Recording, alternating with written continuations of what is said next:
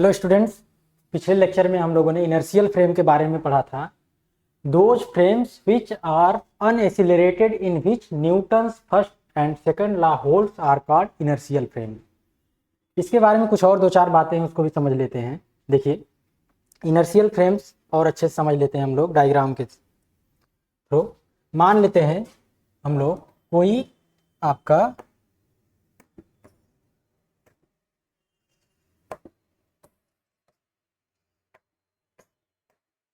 यहाँ पे मान लेते हैं कोई आपका कार्टेशियन कोऑर्डिनेट सिस्टम एक हम बना लेते हैं। आपको बताया था पिछले लेक्चर में कि कोऑर्डिनेट सिस्टम क्या करता है। कोऑर्डिनेट सिस्टम किसी भी पॉइंट की एग्जैक्ट लोकेशन के बारे में बताता है, यानी इसी कोऑर्डिनेट सिस्टम के थ्रू हम लोग किसी भी पॉइंट की पोजीशन को सही सही दिखा सकते हैं स्पेस में। या एक फ्रेम का काम करता है, रेफरेंस फ्रेम का काम करता है, जिसके थ्रू हम लोग किसी भी पॉइंट की पोजीशन निकालते हैं। ठीक है, तो नॉन इनर्शियल फ्रेम्स क्या होंगे, यानी कि ऐसे फ्रेम जिसमें Newton first and second law hold करे। फर्स्ट लॉ क्या है? फर्स्ट लॉ होता है आपका लॉ ऑफ इनर्शिया। ठीक है, पहला लॉ है लॉ ऑफ इनर्शिया, यानी कोई बॉडी आपकी अगर कहीं पे सिचुएटेड है, फिक्स है, तो वह हमेशा इसी पोजीशन में रहेगी, यानी इसकी पोजीशन जो है वो चेंज नहीं होगी। ठीक है, इसकी पोजीशन जो है चेंज नहीं होगी तब तक जब तक इस पर कोई एक्सटर्नल फोर्स ना लगे। ठीक है, यानी भी अगर ये बॉडी स्टेट ऑफ मोशन में है, अगर मान ले v वेलोसिटी से मोशन में है, या तब तक स्टॉप नहीं होगी जब तक इस पर कोई एक्सटर्नल फोर्स ना लगे। तो यही लॉ ऑफ इनर्शिया क्या कहता है कि कोई भी बॉडी अपनी स्टेट को नहीं चेंज करेगी जब तक कोई एक्सटर्नल एक्शन उस पर वर्क ना करे। ठीक है, वो स्टेट हमेशा मेंटेन रखेगी अपनी। ये फर्स्ट लॉ है। और सेकंड लॉ जो होता है वो है लॉ ऑफ फोर्स, यानी कोई बॉडी अगर रेस्ट से मोशन में जा रही है तो कैसे जाएगी?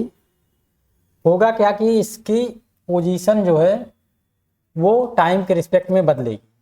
वो बदलेगी तब जब उस पर कोई एक्शन वर्क करेगा। वही एक्शन या वही इन्फ्लुएंस जिसके इफेक्ट में उसका बॉडी का स्टेट चेंज हो रहा है, वो इन्फ्लुएंस जिसके रिस्पेक्ट में बॉडी की स्टेट चेंज हो रही है, उसी इन्फ्लुएंस को हम लोग फोर्स नाम दे रहे हैं। ठीक है, या फोर्स जो होता है ये rate of change of momentum के बराबर होता है। ठीक है, मोमेंटम को डिफाइन किया गया कैसे? देखिए, जो मोमेंटम आपकी होती है मास इंटू वेलोसिटी। ठीक है, मोमेंटम को डिफाइन किया गया मास इंटू वेलोसिटी से। आगे एक बार और अगर हम लोग इसको प्रोसीड करें तो यम आपका टाइम के रिस्पेक्ट में मास को अनचेंज माना गया है, यानी टाइम के रिस्पेक्ट में मास की वैल्यू नहीं बदलेगी, फिक्स मानी गई है। तो ये डिफरेंशिएशन से बाहर हो जाएगा और बचेगा क्या? वेलोसिटी का डिफरेंशिएशन टाइम के रिस्पेक्ट में। ठीक है, और ये वैल्यू जो आती है वो आती है एक्सीलरेशन। ठीक है,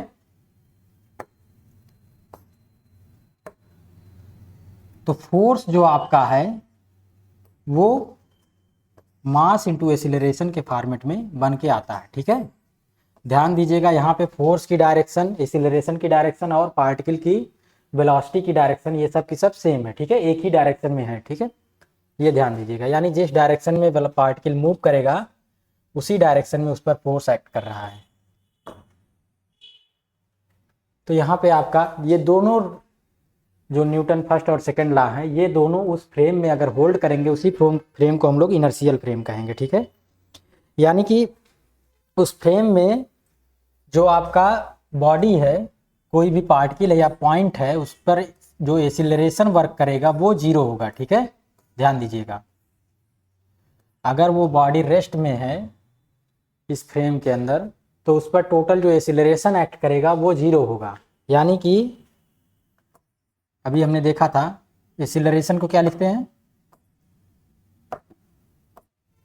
rate of change of velocity. ये जीरो हो जाएगा, या double derivative with respect to time of the position, ये भी जीरो आएगा। ठीक है, इसको इस फॉर्मेट में लिख सकते हैं हम लोग, ध्यान दीजिएगा। यानी कि इनर्शियल फ्रेम के अंतर्गत कोई भी एक्सटर्नल फोर्स वर्क नहीं करेगा बॉडी पर, ठीक है।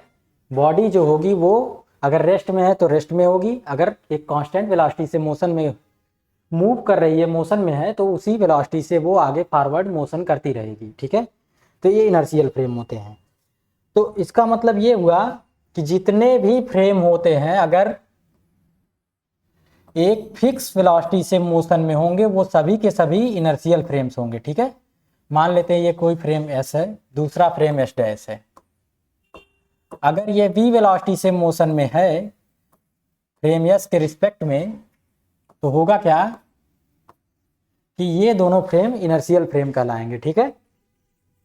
ध्यान दीजिएगा, इनर्शियल और नॉन इनर्शियल ऑब्जर्वेशन पे डिपेंड करता है, आप किस तरह से ऑब्जर्व कर रहे हैं। तो आपके रिस्पेक्ट में अगर कोई फ्रेम फिक्स पोजीशन पे है और कोई कांस्टेंट वेलोसिटी से मोशन में है एक डायरेक्शन में, फिक्स डायरेक्शन में, तो वो जो फ्रेम दोनों होंगे वो दोनों के दोनों इनर्शियल होंगे, ठीक है।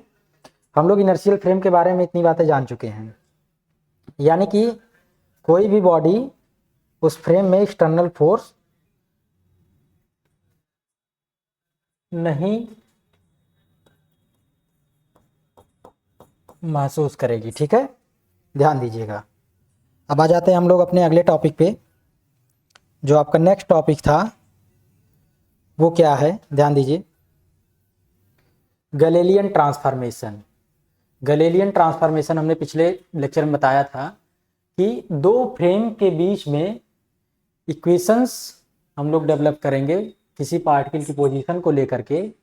वो इक्वेशंस क्या करेगी, एक फ्रेम में अगर किसी पार्टिकल की पोजीशन हमें पता है तो दूसरे फ्रेम पे हम उस पार्टिकल की पोजीशन को आसानी से निकाल सकते हैं, ठीक है।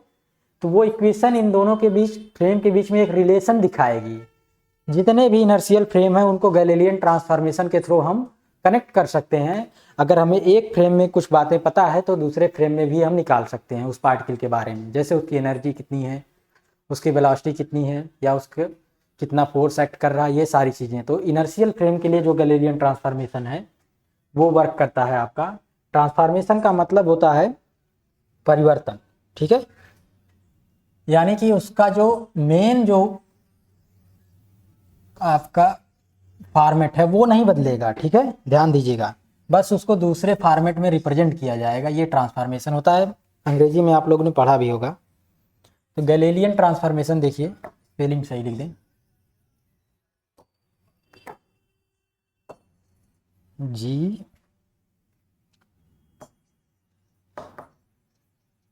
हाँ ठीक है, ये हो गया spelling Galilean. Galilean transformation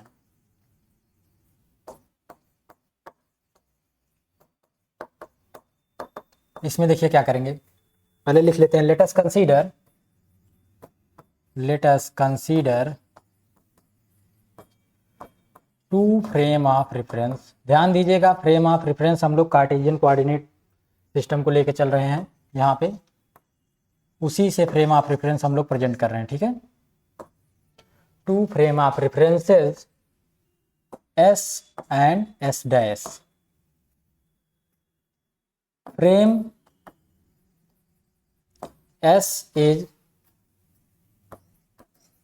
fixed and frame S dash is moving with velocity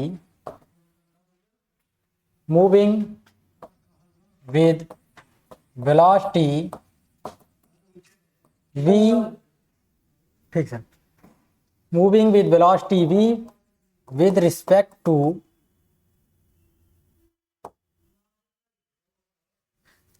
या इन द डायरेक्शन लिख दीजिए यहाँ पे, moving with velocity v in the direction of x axis, ठीक है। यानी x एक्सिस के डायरेक्शन में, in the direction of x axis, ठीक है। तो बना लेते हैं दो फ्रेम। मान लेते हैं एक फ्रेम को ये हो गया, जिसको हम लोग को फ्रेम S दे रहे हैं, कोई फ्रेम एस डैश है, ये क्या कर रहा है, वी वेलोसिटी से मूव कर रहा है। किस डायरेक्शन में, एक्स डायरेक्शन में। ध्यान दीजिएगा, ये मान लेते हैं एक्स डैश है, वाई डैश है, जेड डैश है।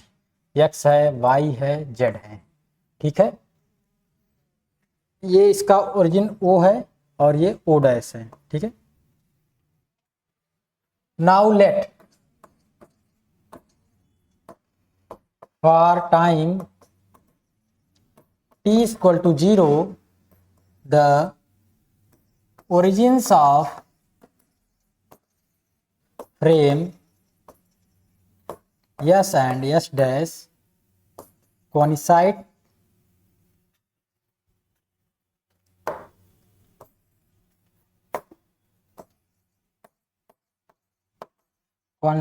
to each other, ठीक है।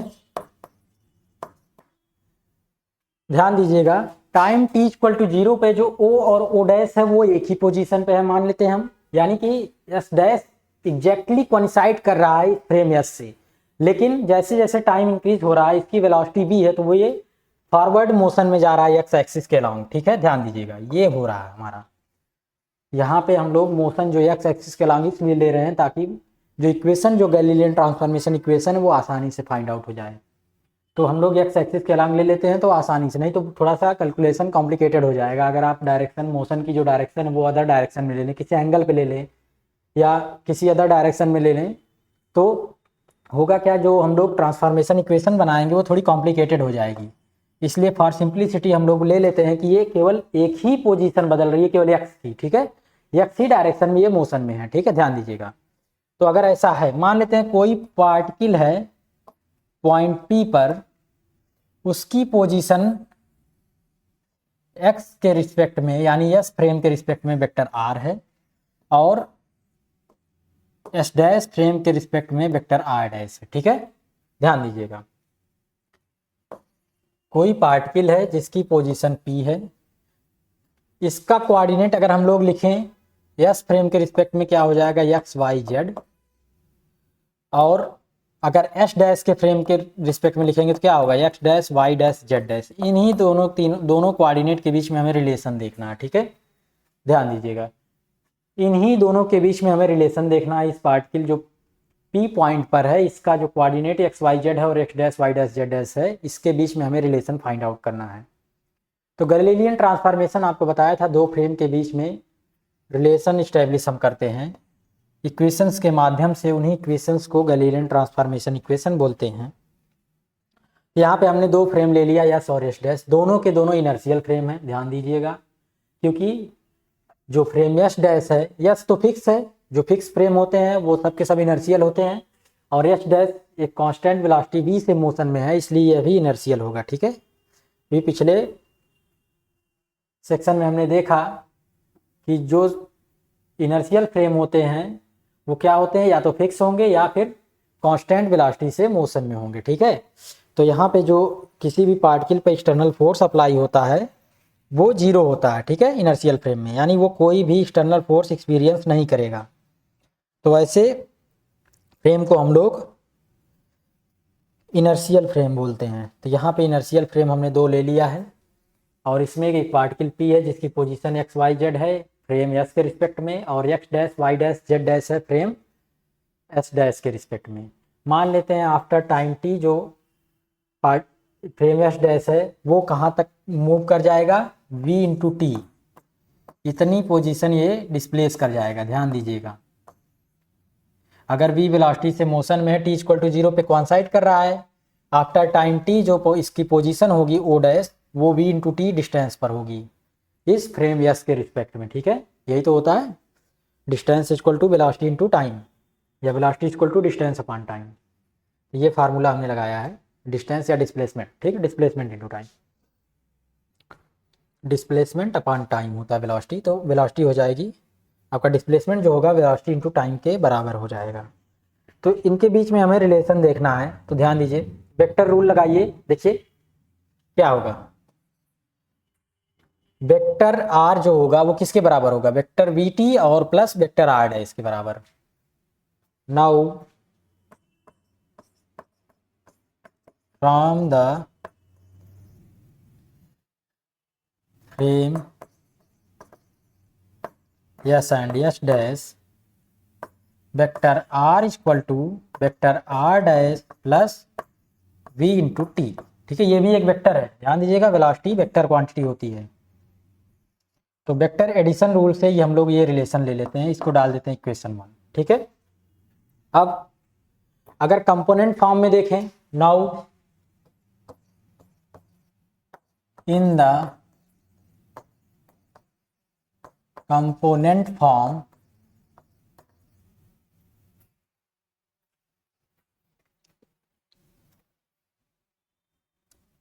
ध्यान दीजिए, अगर यहां से वेक्टर आर डैश को निकाल लें तब ठीक है। इसके बाद कंपोनेंट फॉर्म में देखें हम लोग,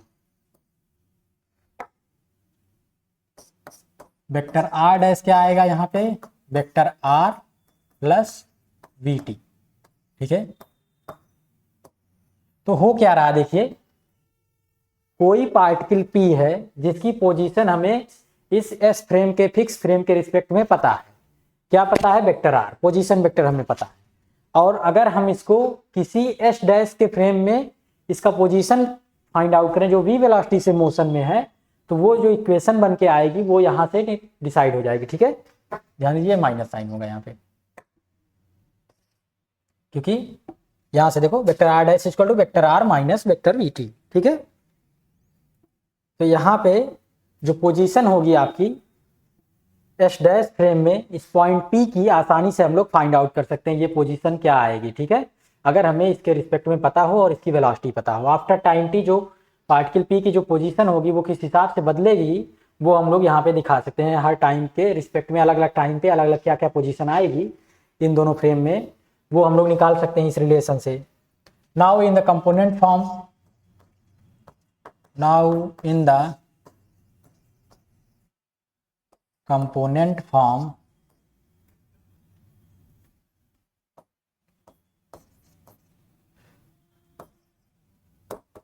देखिए कंपोनेंट फॉर्म में क्या होगा,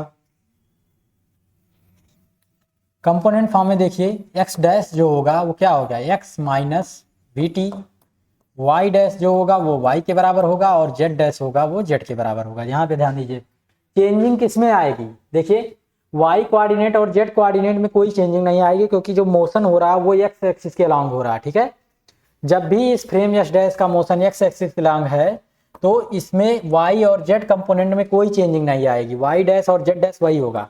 चेंजिंग किस में आएगी, केवल एक्स डैश में। ठीक है, एक्स कंपोनेंट में चेंजिंग आएगी। तो यहाँ पे जब कंपोनेंट फॉर्म में हम लिखेंगे जो एक्स होगा वो x dash plus V T के बराबर हो जाएगा। ठीक है, यानी केवल आई कैप वाले वेक्टर में चेंजिंग आएगी। ठीक है, ध्यान दीजिएगा, तो कुछ ये रिलेशन बन के आएगा। इसी रिलेशन को ट्रांसफॉर्मेशन इक्वेशंस कहते हैं, यही गैलीलियन ट्रांसफॉर्मेशन इक्वेशंस हैं। ठीक है, these equations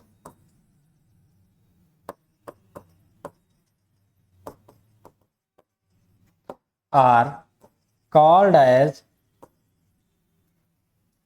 transformation equations, transformation equations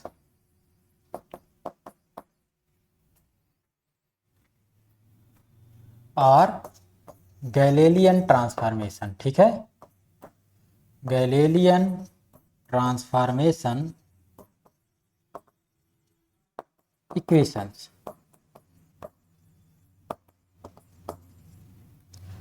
In the other form,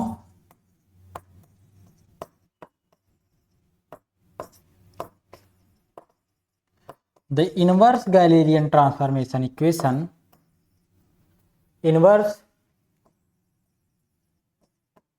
Galilean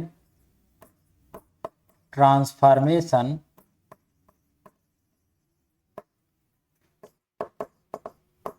equations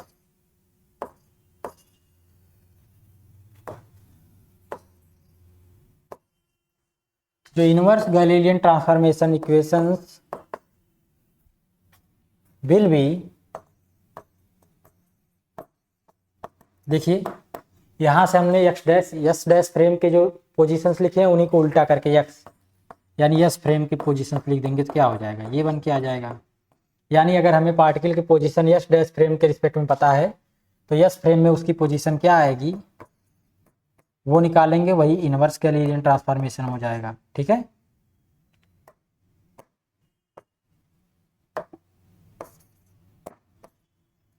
ये आपकी इनवर्स गैलीलियन ट्रांसफॉर्मेशन इक्वेशंस हो जाएंगी।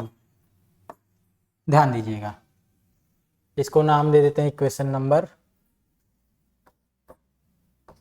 1, पिछले वाले को कोई इक्वेशन नाम ना दो, इसको दे देते हैं 2, इसको दे देते हैं 3। ठीक है, ध्यान दीजिएगा, तो ये आपकी इनवर्स गैलीलियन ट्रांसफॉर्मेशन इक्वेशन, यही गैलीलियन ट्रांसफॉर्मेशन है। अगर कोई भी पार्टिकल जिसकी पोजीशन हमें एक फ्रेम के रिस्पेक्ट में पता है दूसरे फ्रेम के रिस्पेक्ट में बतानी हुई तो इन्हीं ट्रांसफॉर्मेशन इक्वेशंस का इस्तेमाल करके हम आसानी से वो पोजीशन फाइंड आउट कर देते हैं। ठीक है, अब एक और टॉपिक आता है, यहाँ पे इस इक्वेशंस के थ्रू हम लोग कुछ रिजल्ट फाइंड आउट करने की कोशिश करते हैं, देखते हैं कि क्या क्या वो रिजल्ट हैं। जैसे मान लेते हैं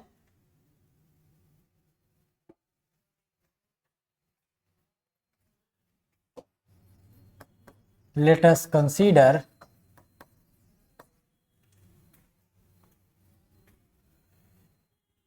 a rod in the frame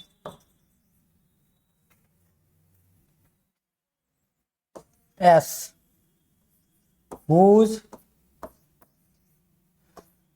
coordinates of the end points are x1, y1, z1 and x2, y2, z2। ठीक है, मान लेते हैं कोई रॉड है जिसके इंड पॉइंट की पोजीशन जो है, इंड पॉइंट माने ये इंड पॉइंट है, एक ये है। ठीक है, इसकी पोजीशन जो है एस फ्रेम के रिस्पेक्ट में, कोई फ्रेम एस है उसके रिस्पेक्ट में क्या है, x1, y1, z1 है, ध्यान दीजिएगा, और x2, y2, z2 है। अगर कोई अनदर फ्रेम आप ले लीजिए एस डैश, हम लोग बना लेते हैं कोई और फ्रेम एस डैश जो v वेलोसिटी से x एक्सिस के अलोंग मोशन में है। ठीक है, v वेलोसिटी से x एक्सिस के अलोंग मोशन कर रहा है, उसमें हम लोग देखेंगे इसके कोऑर्डिनेट पे क्या इफेक्ट आएगा। यानी इसकी जो लेंथ है, मान लेते हैं लेंथ l है अगर फ्रेम s के रिस्पेक्ट में, तो फ्रेम s डैश में इसकी लेंथ कितनी आएगी। ठीक है, ध्यान दीजिए, दो पॉइंट को कनेक्ट करने वाले लाइन का डिस्टेंस, जो कितनी डिस्टेंस है उसका फार्मूला आप जानते हैं। फार्मूला क्या होता है, length L of the rod in the frame S will be, जो लेंथ L आएगी वो क्या आएगी, ध्यान दीजिए, ये होता है डिस्टेंस का फार्मूला दो पॉइंट के बीच में, वही दोनों पॉइंट के बीच में जो डिस्टेंस का फार्मूला वही लेंथ को दिखाएगा। ठीक है, x2 माइनस x1 का whole square plus y2 minus y1 का whole square plus z2 minus z1 का होल स्क्वायर, ये आ गई लेंथ। ठीक है, और इन the frame S dash length L dash will be, अगर हम लोग इस फ्रेम के रिस्पेक्ट में देखें S डैश फ्रेम के रिस्पेक्ट में, तो जो लेंथ S डैश होगी वो क्या होगी, ध्यान दीजिए, L डैश जो लेंथ होगी वो कितनी आएगी S डैश फ्रेम के रिस्पेक्ट में, under root x1 dash x2 dash minus x1 dash का square plus y2 dash minus y1 dash का square plus z2 dash minus z1 dash का स्क्वायर। ध्यान दीजिएगा, इस यस डैश फ्रेम के respect में जो पोजीशंस होंगी वो क्या क्या होंगी, x1 डैश y1 डैश और z1 डैश, ठीक है। और इस इंडेक्स पॉइंट की x2 डैश y2 डैश और z2 डैश ये पोजीशन आएगी। तो इसमें लेंथ जो होगी एल डैश ये आएगी। अगर इसको ट्रांसफॉर्मेशन इक्वेशन से हम लोग कनेक्ट करके निकालें, now from transformation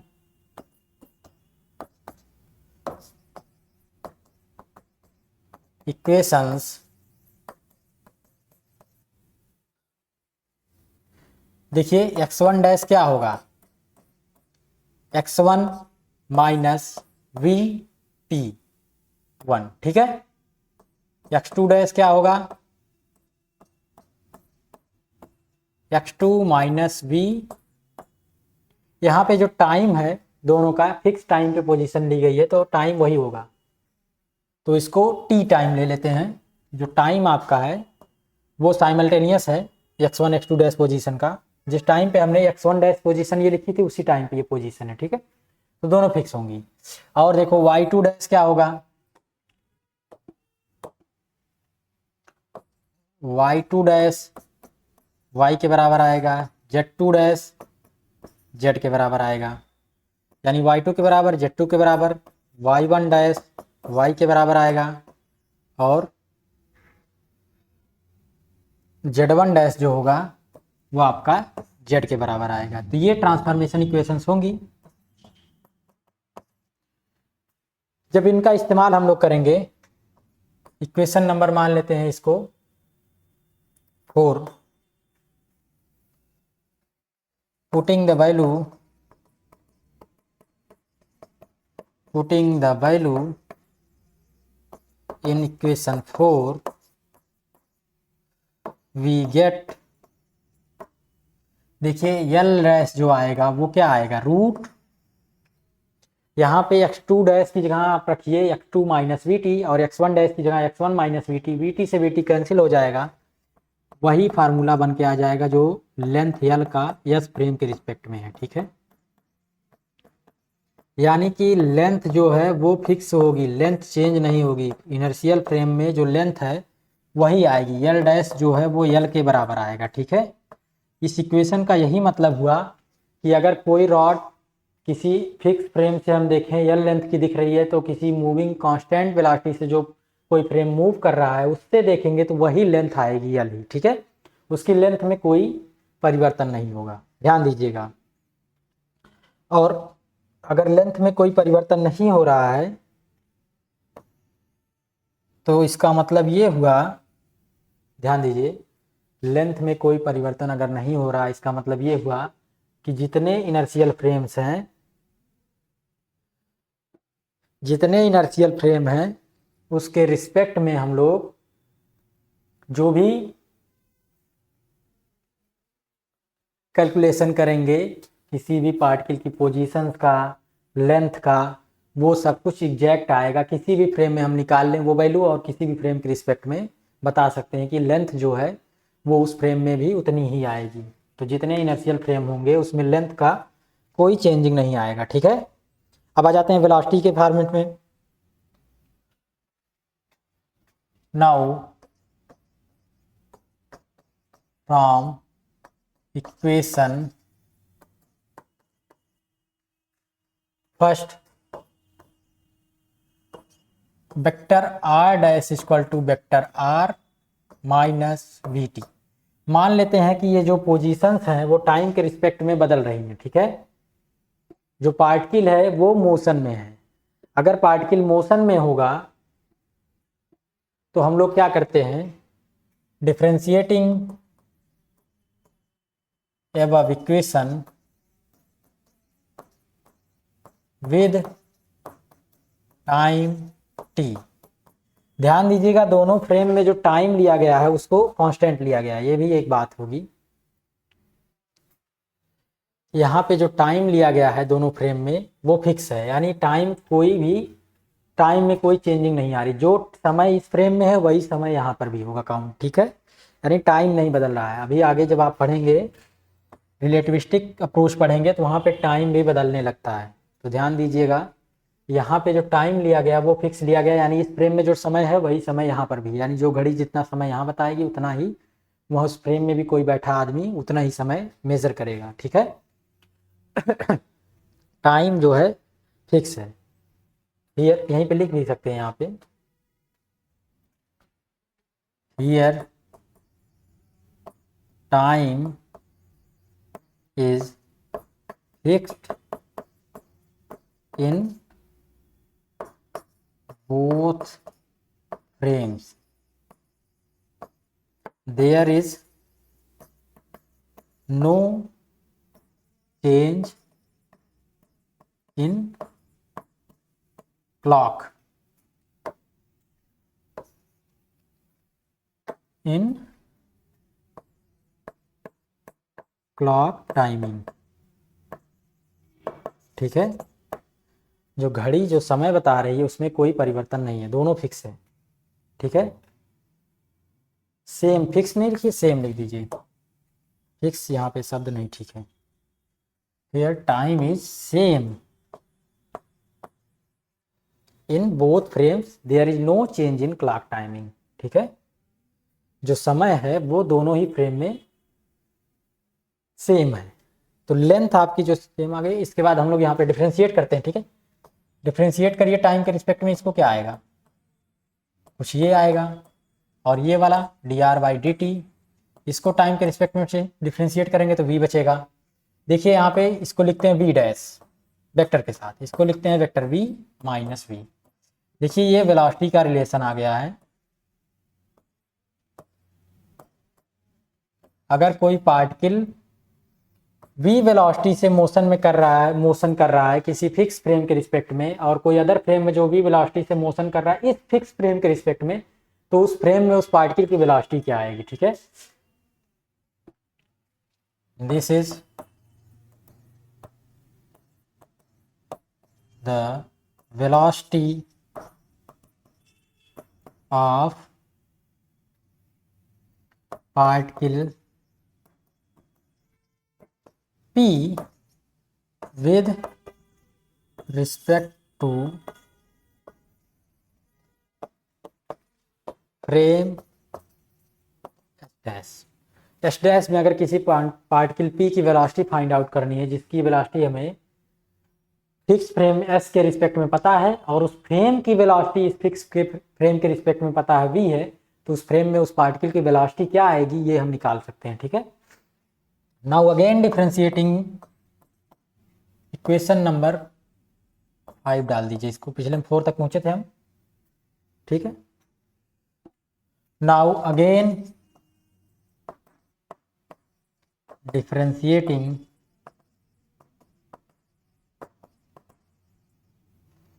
the equation number 5 we get, देखिए इक्वेशन नंबर 5 को डिफरेंशिएट करिए, टाइम के रिस्पेक्ट में डिफरेंशिएट करना, ठीक है, विद रिस्पेक्ट टू टाइम यहाँ पे लिख दीजिएगा। तो क्या आएगा, dv dash by dt equal to dv/dt और -0। ये v वेलोसिटी जो है वो टाइम के रिस्पेक्ट में बदल नहीं रही, फिक्स है, ठीक है। तो यहाँ से जो रिलेशन बन के आएगा, acceleration in the frame s dash, ये dv डैश है, equal to acceleration in the frame s, यानी दोनों फ्रेम में किसी भी पार्टिकल का एक्सीलरेशन जो है वो सेम आएगा। अगर कोई पार्टिकल एक्सीलरेशन से मोशन में है फ्रेम s के रिस्पेक्ट में, तो फ्रेम s डैश में भी एक्सीलरेशन वही आएगा। अगर मास का मल्टीप्लाई कर दें, पार्टिकल का मास फ्रेम के रिस्पेक्ट में फिक्स होता है, ध्यान दीजिएगा यहाँ पे फिक्स लिया गया है, तो जो फोर्स उस पार्टिकल पे लगेगा फ्रेम एस डैश में, वही फोर्स फ्रेम एस में भी दिखाया जाएगा, ठीक है। यानी कि इनर्शियल फ्रेम में जो फोर्स एक्ट करता है किसी भी पार्टिकल पर, जितने भी इनर्शियल फ्रेम होंगे उसमें उसी अमाउंट का फोर्स एक्ट करता हुआ दिखेगा हमें, उसमें कोई चेंजिंग नहीं आएगी। जैसे लेंथ में कोई चेंजिंग नहीं दिखी है, वैसे फोर्स में भी कोई चेंजिंग नहीं दिखेगी, ठीक है। यानी कि जो फोर्स हम लोग एक बॉडी पे लगाएंगे किसी इनर्शियल फ्रेम के रिस्पेक्ट में देख रहे हैं, वही फोर्स जितने भी इनर्शियल फ्रेम होंगे इस फ्रेम के रिस्पेक्ट में जो कनेक्टेड होंगे, वो वही फोर्स उन सभी फ्रेम में दिखेगा, ठीक है, उतना ही अमाउंट का फोर्स दिखेगा। ये ध्यान दीजिएगा, ये बहुत ही इंपॉर्टेंट बात है। अभी जब हम लोग आगे नॉन इनर्शियल फ्रेम की बात करेंगे तो ये फोर्स जो फिक्स है वो फिक्स नहीं रहेगा, वो बदलता है। जो फोर्स एक फ्रेम में दिखता है दूसरे फ्रेम में कुछ और दिखता है। किसी फ्रेम में कोई फोर्स नहीं दिखेगा, किसी फ्रेम में हैवी अमाउंट ऑफ फोर्स दिखेगा, तो वो non inertial frame of reference की बात होगी। तो यहाँ पे कुछ कंक्लूजन्स निकल के आई हैं, जिसमें लेंथ को हमने देखा, वेलोसिटी को देखा और फोर्स के बारे में देखा कि फोर्स किस तरह से बदल रहा है, ठीक है। ये कंक्लूजन्स हैं गैलीलियन ट्रांसफॉर्मेशन की, या इनर्शियल फ्रेम में जो हमने इक्वेशन फाइंड आउट किए ट्रांसफॉर्मेशन इक्वेशन, उनकी कंक्लूजन्स है। अब आ जाती है हाइपोथेसिस क्या है। देखिए, द हाइपोथेसिस ऑफ, ये टॉपिक बड़ा इंपॉर्टेंट टॉपिक है, कुछ हाइपोथेसिस गैलीलियन ने की थी। ध्यान दीजिएगा, इनर्शियल फ्रेम को गैलीलियन फ्रेम भी कहते हैं, ठीक है, कभी भी, क्योंकि सबसे पहले इसके बारे में गैलीलियो ने ही बताया, इसलिए उसका नाम गैलीलियन फ्रेम भी पड़ता है। The hypothesis of Galilean invariance,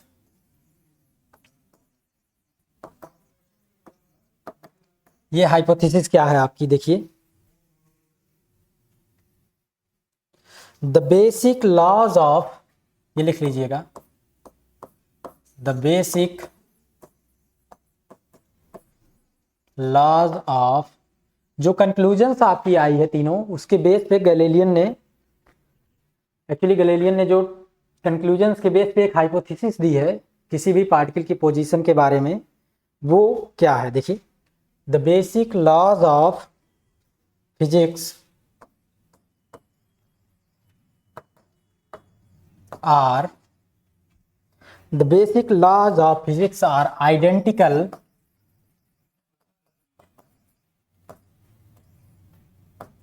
the basic laws of physics are identical in all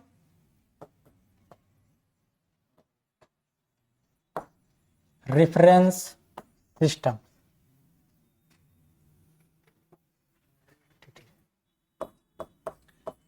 In all reference systems which move with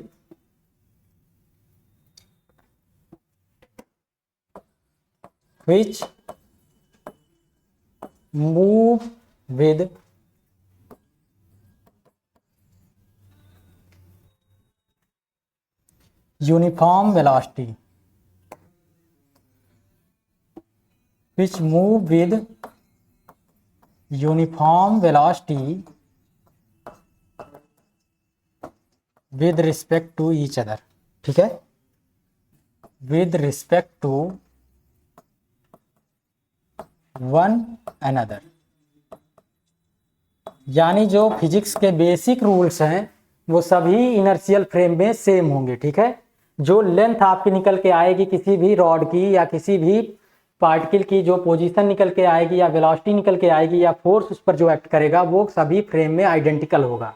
यही हाइपोथेसिस है गैलीलियन इनवेरियंस की, यानी ये इनवेरिएंट क्वांटिटीज होंगी, ये कभी भी फ्रेम के रिस्पेक्ट में नहीं बदलेंगी, किसी इनर्शियल फ्रेम के रिस्पेक्ट में नहीं बदलेंगी। ऑब्जर्वेशन पे जो डिपेंडेंसी आती है किसी भी पार्टिकल की पोजीशन की, वेलोसिटी की या फोर्सेस की, वो सब की सब आइडेंटिकल होंगी इनर्शियल फ्रेम में, ठीक है।